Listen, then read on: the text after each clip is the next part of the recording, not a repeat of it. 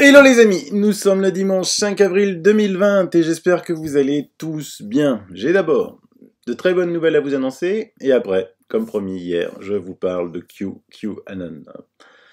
Vous savez, lorsque je publie une émission, YouTube me censure de base. Ça fait longtemps que je le dis, c'est ainsi. Ben, regardez, j'en ai la preuve, le truc de dingue. Regardez-moi ça. Le 30 mars, une chaîne qui avait à l'époque, le 30 mars, quand il m'a écrit en me disant coucou Sylvano, ben voilà, je comprends pas, nombre de vues augmente, j'ai fait un patchwork de tes meilleures émissions. Il avait 2000 abonnés, là il en a 5. Il a fait 271 000 vues. Moi j'ai jamais fait ça de ma vie. Et là, un autre, une chaîne qui s'appelle Fan d'humour, avec 50 000 abonnés, d'accord. Et ben lui, depuis hier, il a fait 329 000 vues. C'est un truc de fou. Alors moi je suis très content, c'est vraiment pas un souci, tant pis, tant pis, c'est bien. C'est une méthode de dévier la censure. 600 000 personnes ont regardé mes émissions, ailleurs que sur ma chaîne. Ça me ne dérange absolument pas, mais alors pas du tout. Mais ça résout un mystère, hein, parce que je comprenais pas le nombre incroyable de messages que vous m'envoyez pour le si peu nombre de vues. Maintenant je comprends. À ce propos, je peux plus, mais alors je peux plus répondre aux commentaires que vous mettez sur les émissions, ni sur Messenger, ni sur Facebook. Je réserve un seul canal pour mes réponses, uniquement par email. sylvanotrota@icloud.com que je vous mets dans toutes mes émissions. Mais là aussi, hein, ne m'envoyez pas des vidéos à regarder. Et franchement, j'ai pas le temps, je peux pas regarder vos vidéos. Sauf les témoignages. Si vous m'envoyez des témoignages, ça m'intéresse. Des articles de presse locales, ça m'intéresse. Des articles de presse sur des sites internet spécialisés, ça m'intéresse. Mais des émissions YouTube faites par d'autres, ça ne m'intéresse pas du tout. Déjà parce que, un, j'ai pas le temps de les regarder. Deux, même si je les regarde, il faudrait que je vérifie si ce qu'elles disent est vrai ou pas, quelles sont leurs sources, ça me prend un temps de fou. Après, ça a été dit, ça a été fait, quoi. Donc, moi, je suis un chercheur dans l'âme. Reprendre le travail de quelqu'un d'autre, c'est pas mon truc. S'il le fait, c'est bien. Bah, il l'a dit, c'est bon. Donc, voilà. Autre bonne nouvelle, mais alors, incroyable. C'est un abonné qui m'a averti, parce que hier, dans mon émission, je vous disais de ce que je pense de certains journalistes, et notamment, entre autres, de Yves Calvi. Et bien, quelqu'un a eu l'idée formidable de créer un hashtag. J'y avais pensé, honnêtement, j'y avais pensé. Je me suis dit, ah, c'est un boulot de dingue à faire, et j'avais pas le temps. Et donc, ce hashtag, c'est Balance ton média. Hein, après MeToo, après Balance ton port, c'est une excellente idée, mais alors excellente idée. Donc, je ne résiste pas de vous montrer une petite minute d'un patchwork de ce qui est sur Twitter. Pour moi, Twitter, c'est la source d'information numéro 1, hein, sachez-le. Il n'y a pas au-dessus de Twitter, c'est comme ça.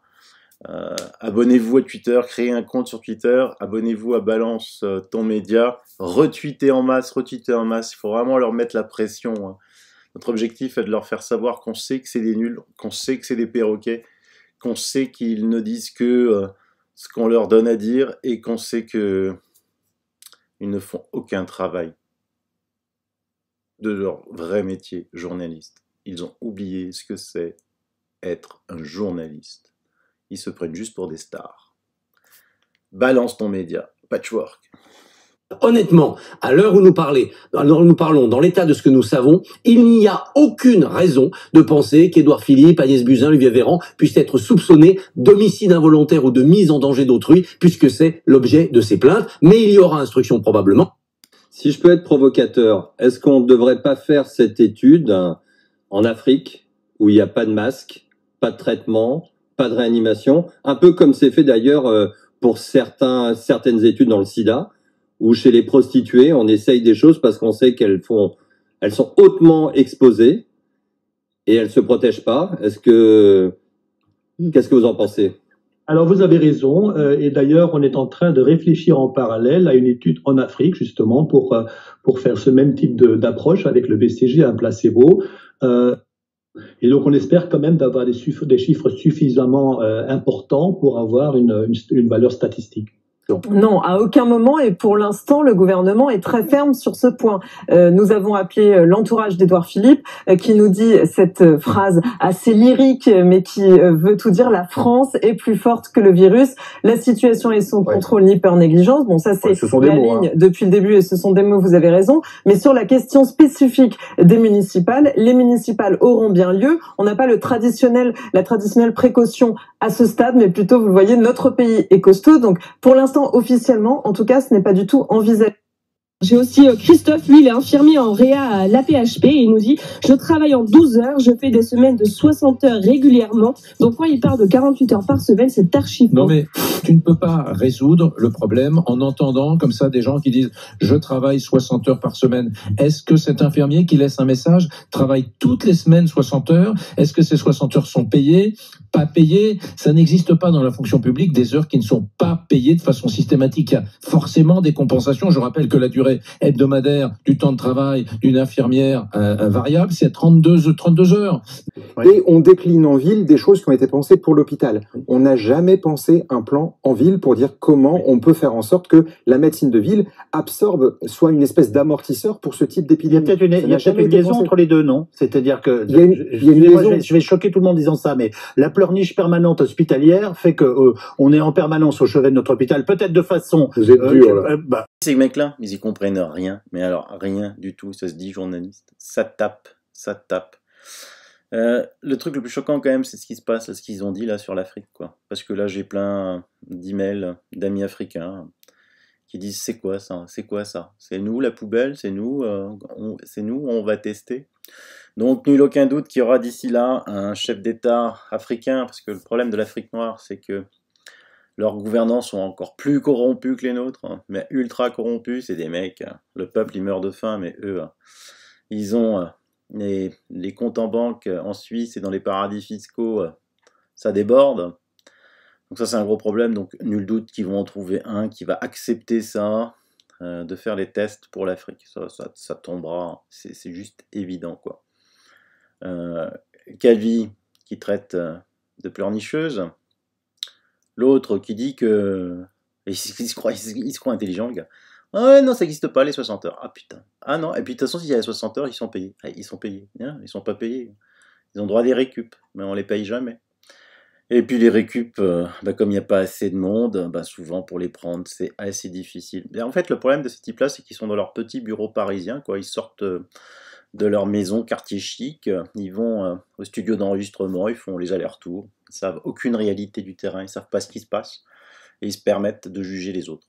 Et donc ça, c'est depuis très longtemps. Tiens, la preuve pour vous dire qu'ils n'ont encore toujours rien compris, ça vient de tomber. Le CHRU de Nancy, alors qui est en pleine, en ce moment, épidémie de Covid, et donc le directeur de l'ARS, de l'Agence régionale de santé, a dit que non, il n'y a aucune raison de remettre en cause le Copermo. Donc ça veut dire quoi, de remettre en cause le Copermo? C'est-à-dire, c'est le comité interministériel de performance, on y retourne, et de la modernisation de l'offre de soins, qui prévoit pour le CHU de Nancy la suppression de 598 postes, 598, et de 174 lits. Voilà, ils n'ont toujours rien compris. Regardez mes précédentes émissions, regardez le clip de il y a 3 ans. C'est toujours le même cycle. Vous savez, j'ai l'impression des fois que cette affaire, elle va se terminer, et puis comme l'opposition n'existe pas là, Marine Le Pen, elle est où là? Il n'y a aucune opposition, mis à part Dupont-Aignan, François Asselineau et Gilbert Collard. Et avoir les élections, on va peut-être retrouver les mêmes. Forte chance, les gars. Balance ton média.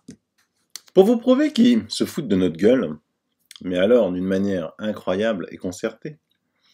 Donc vendredi, je vous ai fait une émission sur le fait que Édouard Philippe et Olivier Véran avaient autorisé les médecins à donner, même des médecins généralistes, du Rivotril à des patients en détresse respiratoire. On avait eu le témoignage du docteur Hardy en disant qu'est-ce que ça va provoquer? Ça va provoquer leur mort. Vendredi, aucun article de presse. Samedi, il y a eu sur un truc sur une revue juive, parce que ça leur rappelle des choses quand même, et une revue corse. Et ce matin, comme un seul homme, tous les médias perroquets sortent un article. Non, non, le Rivotril n'est pas du tout utilisé pour précipiter le décès. Sa mise à disposition par ce décret vise à apaiser la souffrance et l'angoisse des patients concernés. On fait appel à ses propriétés d'anxiolytiques pour apaiser l'anxiété. Tiens donc, ce n'est pas du tout pour précipiter le décès. Ah bon? Dès lors qu'on fait face à une situation de fin de vie, il améliore le confort de celle-ci. Ah ouais? Poursuit le spécialiste. Ah bon? C'est qui? Le Rivotril était un sédatif surtout connu pour le traitement des acouphènes. Ah, que les médecins n'avaient plus le droit de prescrire sans l'accord d'un neurologue par crainte des dépendances possibles. Ah, d'accord. Donc là, on nous dit que pour traiter les acouphènes, en fait, on donnait une drogue.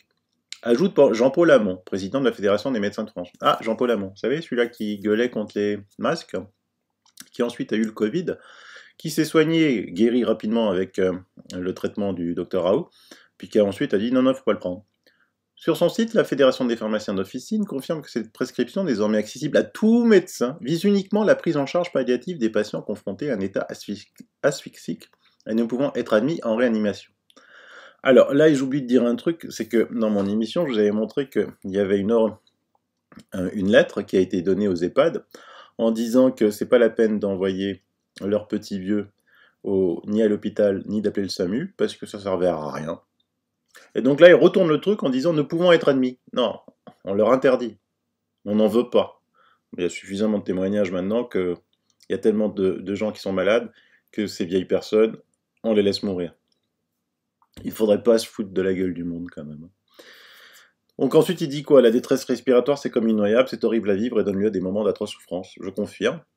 Le Rivotril est un anxiolytique puissant de la famille du Lexomil, ce qui permet aux patients en détresse respiratoire d'avoir un accompagnement pour enlever cette anxiété morbide. Ce n'est pas un médicament qui provoque la mort. Là, on avait quand même d'autres médecins qui disaient que ça provoquait la mort. Moi, je ne suis pas médecin. Il y en a qui disent que ça provoque la mort. Lui, il dit, Philippe Bessec, ça ne provoque pas la mort. Eh bien, écoutez, je laisserai mes amis médecins nombreux qui m'écrivent m'expliquer si ça donne la mort ou pas. Ce que je voudrais dire, c'est que c'est vrai qu'il y avait des personnes qui ont dit « oui, c'est pas la peine de les faire souffrir. Autant qu'ils meurent, mieux. » Ça s'appelle de l'euthanasie. Donc c'était tout le programme de l'euthanasie, qui avait tout le discours qui avait lieu en France. Et là, on a décidé d'euthanasier. Et maintenant, on s'en protège au bout de 3 jours, parce qu'on ne sait pas comment s'en faire, parce que ces personnes, on ne peut pas les sauver, on n'en veut pas dans les hôpitaux, parce qu'on ne sait pas les traiter, on n'a pas la place, et on choisit qui on va guérir. Ça, tous les médecins le diront. Il y a suffisamment de témoignages sur le net, même des chaînes médias, comme France 2, qui a donné un reportage d'un pauvre homme de 79 ans qu'on a décidé de ne pas traiter parce qu'on n'avait plus de place. Donc il ne faudrait pas retourner la situation. Vous euthanasiez des gens parce que vous avez été incompétents dans la gestion de cette crise. Point final barre. Vous êtes tous des menteurs. Les médias qui colportent ce genre de choses, qui pendant 3 jours se sont tus, qui ont attendu les communiqués qu'on leur donne pour les publier. Donc déjà, ça prouve l'indépendance des médias, c'est factice. Deuxièmement, on ment dans ces communiqués, et les médias répercutent ce mensonge, en ne disant pas toute la vérité. Encore une fois, vous êtes pris la main dans le sac.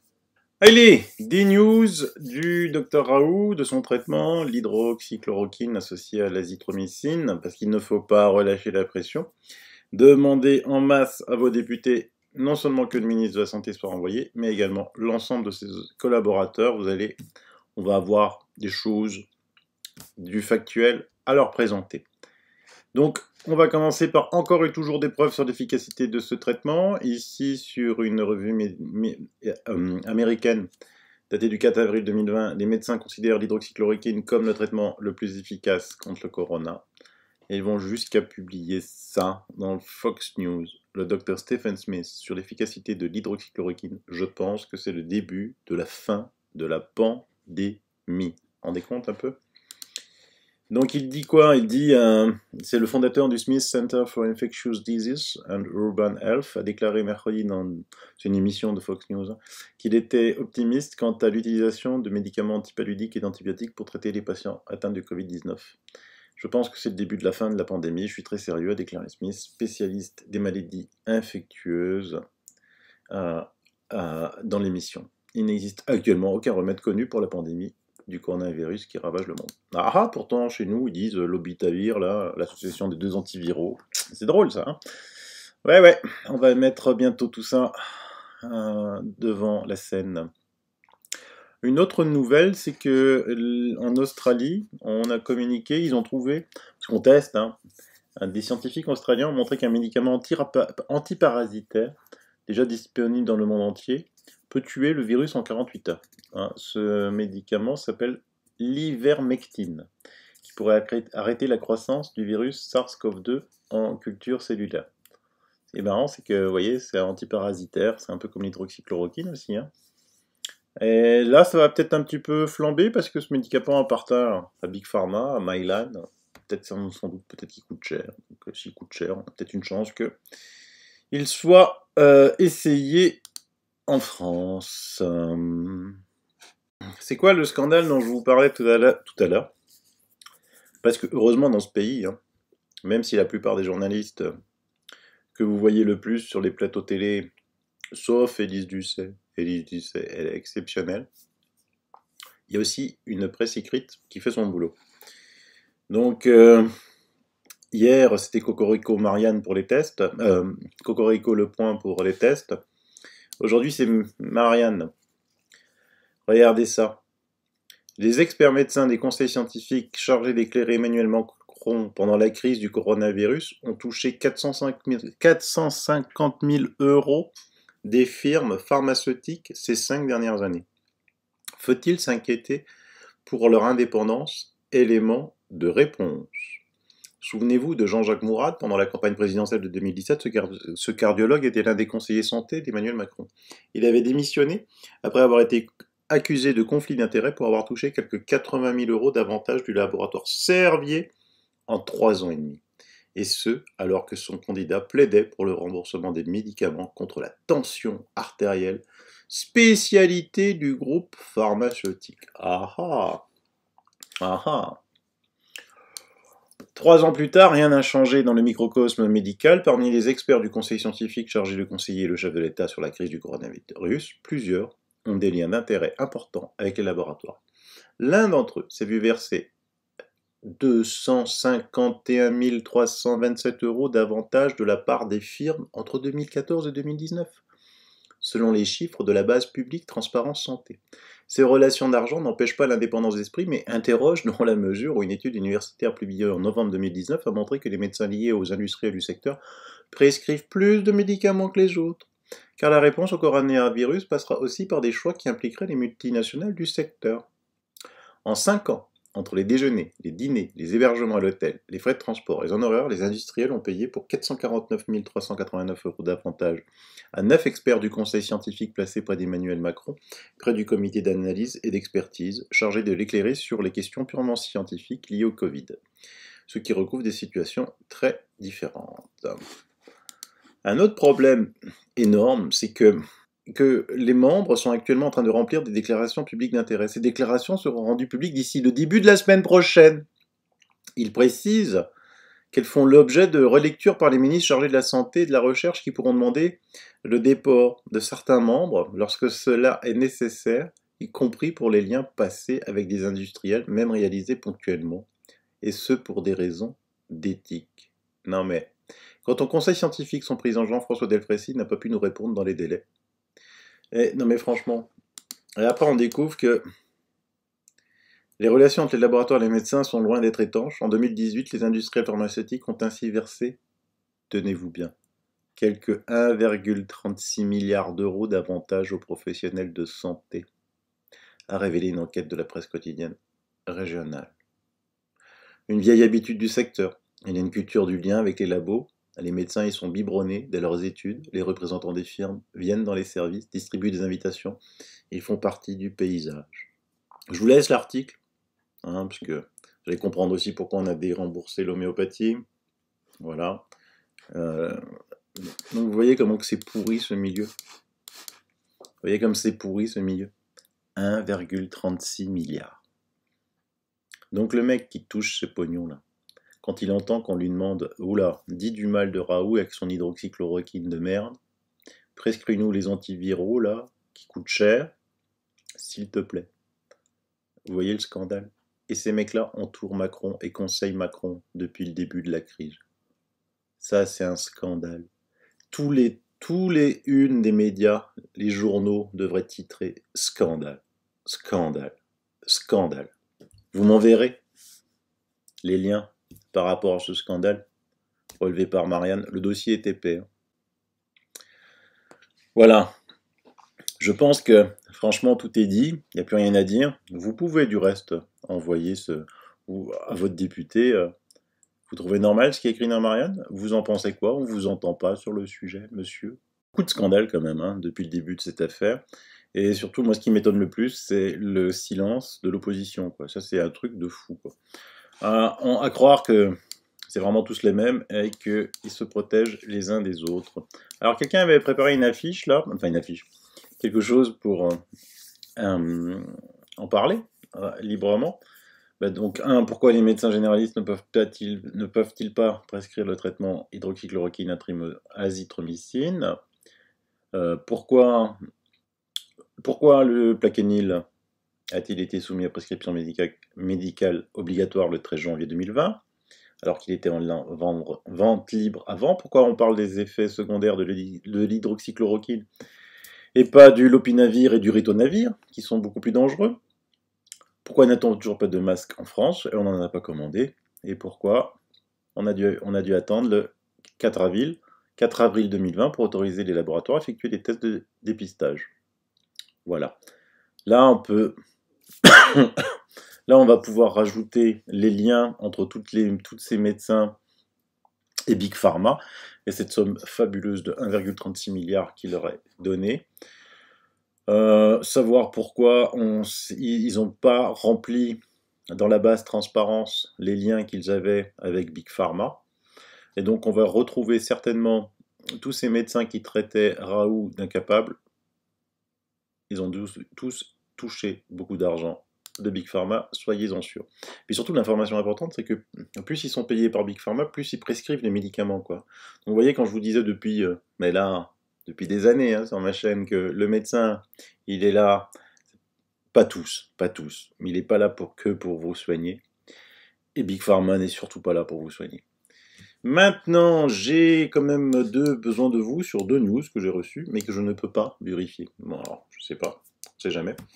Donc, il y a quelqu'un qui écrit que l'ampoule de midazolam était à 47 centimes pour les hôpitaux français, elle vient de passer à 28 €. Voilà.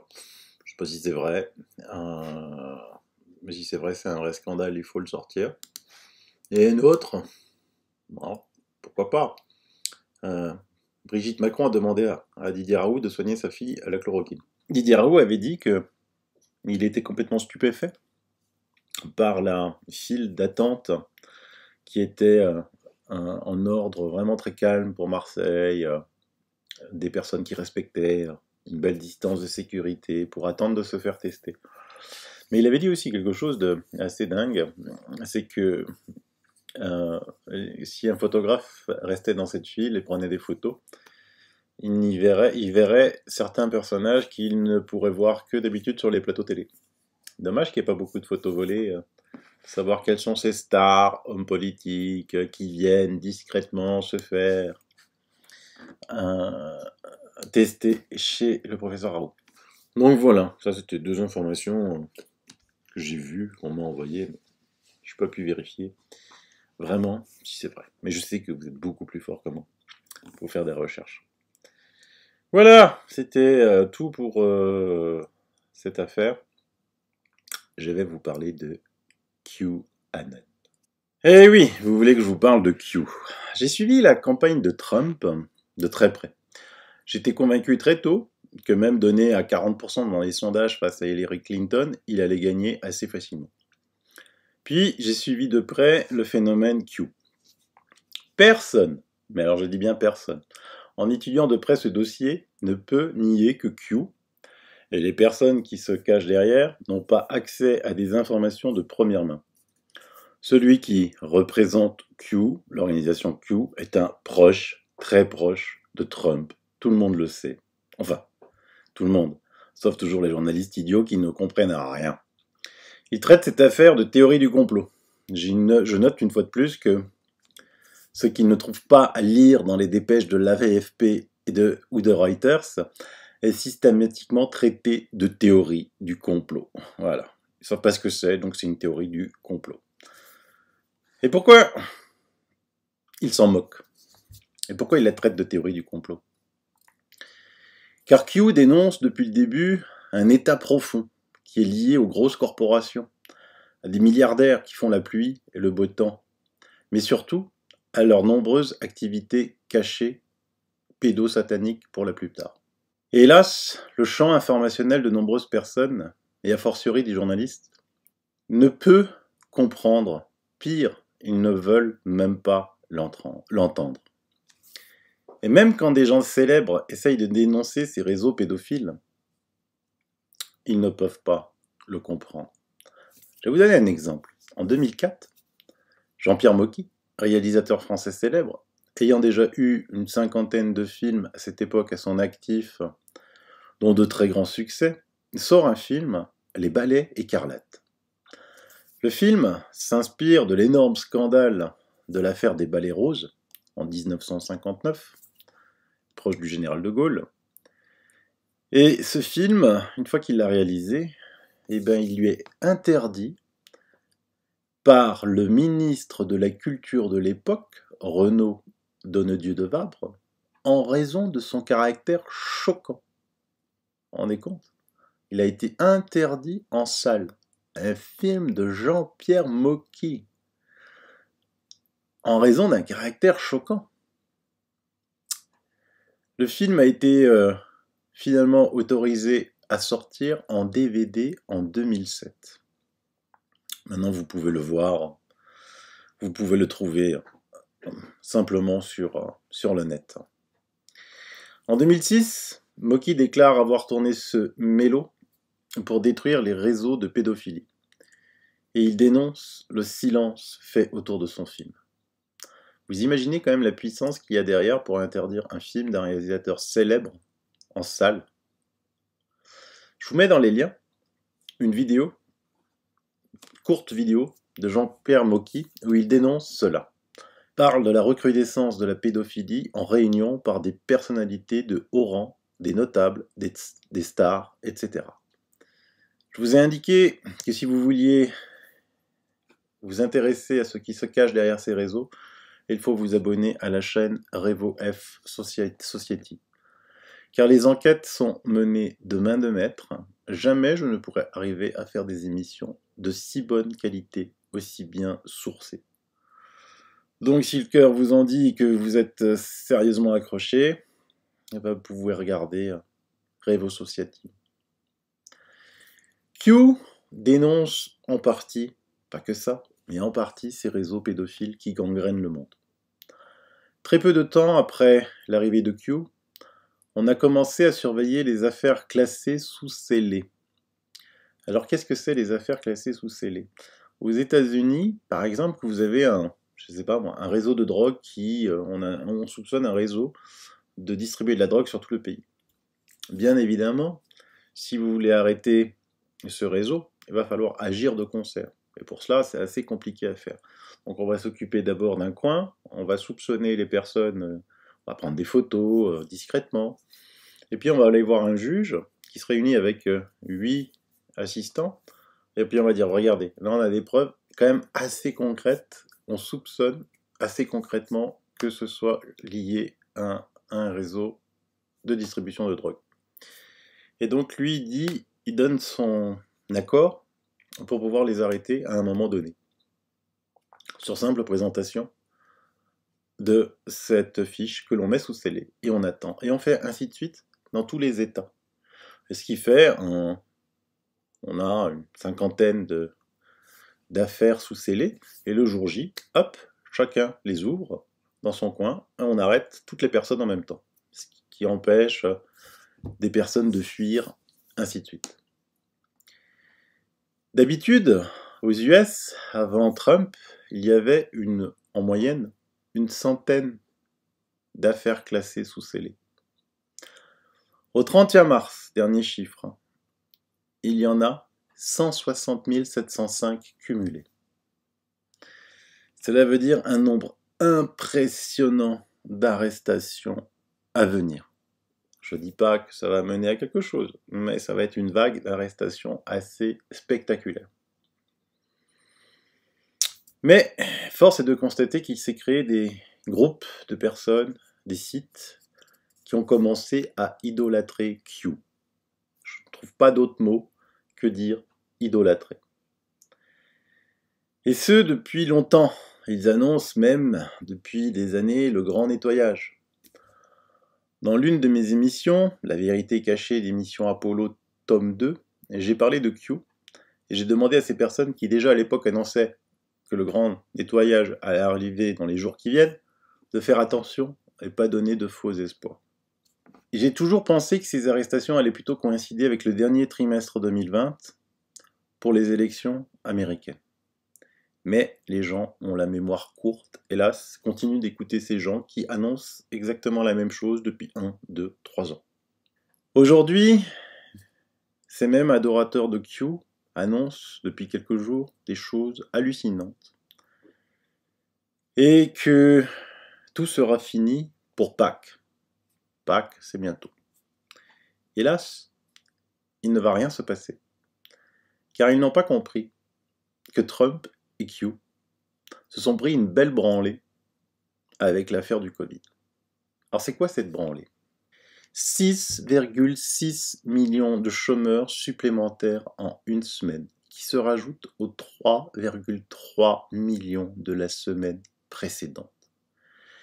Et ce n'est pas fini, hélas. Trump a supprimé l'Obamacare, le système de sécurité sociale qui avait été mis en place par Obama. Un Américain, aujourd'hui, pour se faire soigner, cela peut coûter une fortune, même s'il a une assurance. Alors imaginez ceux qui n'en ont pas.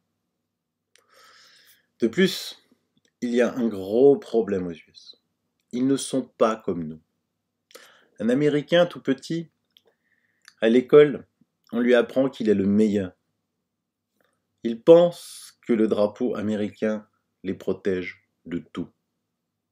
Je donne un exemple.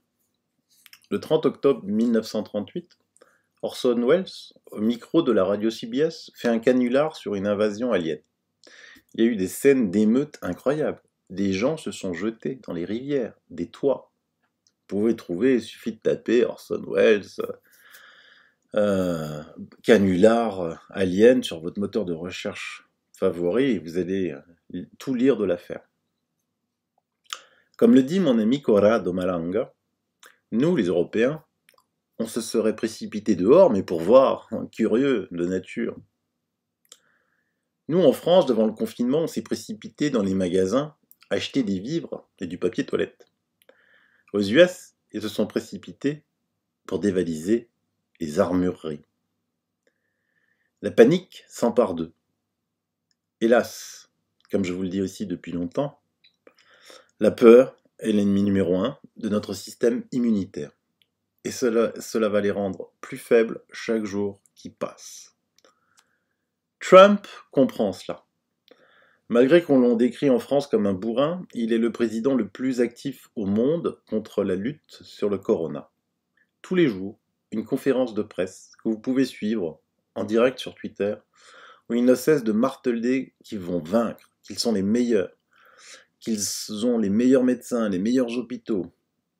Il fait de l'hélicoptère monnaie. L'hélicoptère monnaie, c'est, vous savez, schématiser un hélicoptère qui jette des dollars. En fait, il donne de l'argent à chaque Américain. 2000 $ par Américain par mois, plus 500 $ par enfant. Il se coupe en 4, car il sait, lui, que la peur est le pire des ennemis. Il lance même une vaste opération militaire contre les trafiquants de drogue. Certes, cela sert à faire cesser les trafics de drogue, mais aussi et surtout à démontrer au peuple qui a peur que lui n'a pas peur du Covid, faire renaître de la fierté aux Américains devant la grande Amérique qui s'attaque à un méchant. C'est aussi pour cela qu'il est prêt à tout pour s'emparer des masques, des traitements imposés par décret, qu'il signe par dizaines chaque jour à des entreprises pour qu'elles puissent fabriquer des respirateurs, fabriquer ci, fabriquer ça. Il ne veut pas perdre la bataille. Vous pouvez trouver cela indécent, mais si vous étiez américain, un Américain moyen, vous trouveriez formidable que votre président se batte ainsi pour vous. Mais il sait qu'à la fin de cette pandémie, il va y laisser des plumes à cause de l'accès aux soins du système US. Seulement là, il pourra donner le feu vert aux arrestations des réseaux pédophiles. Ceux-ci vont-ils concerner le monde entier? En partie oui, même si très concentrés aux US. Mais peut-être alors que les opinions publiques des autres pays voudront aussi demander des comptes à leurs gouvernants. Donc d'ici là, n'attendez rien de Q. Concentrons-nous sur nous. C'est de nous seuls que nous pouvons sortir ensemble de cette crise et de tous les scandales qu'elle a révélés depuis des semaines. Nous sommes notre propre créateur pour sortir de cette crise. Tous ensemble. Tous ensemble.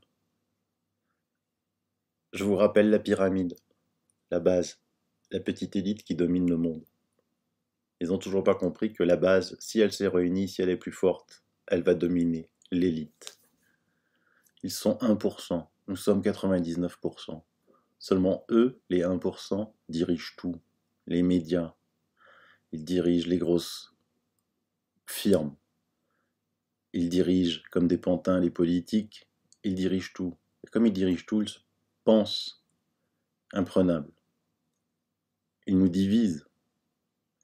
Ils nous divisent de façon factice. Ils créent des partis politiques. Mais en fait, entre eux, ils sont tous copains. Tous copains. Pour la grande majorité, bien sûr. Hein, ils font les mêmes écoles. À la fin de ces écoles, ils choisissent droite-gauche. Ils font semblant de se taper dessus. Vous voyez bien que dans cette crise, il n'y a personne qui tape dessus, quoi. Mis à part les trois que je vous ai cités. Donc ils sont tous potes. Ils nous divisent. Il faut qu'on soit unis. Unis. Allez, à demain pour une nouvelle émission. Ou pas, si j'ai trop de boulot. Parce que demain, ça reprend fort. Je veux dire, beaucoup d'entreprises qui reprennent. La bise.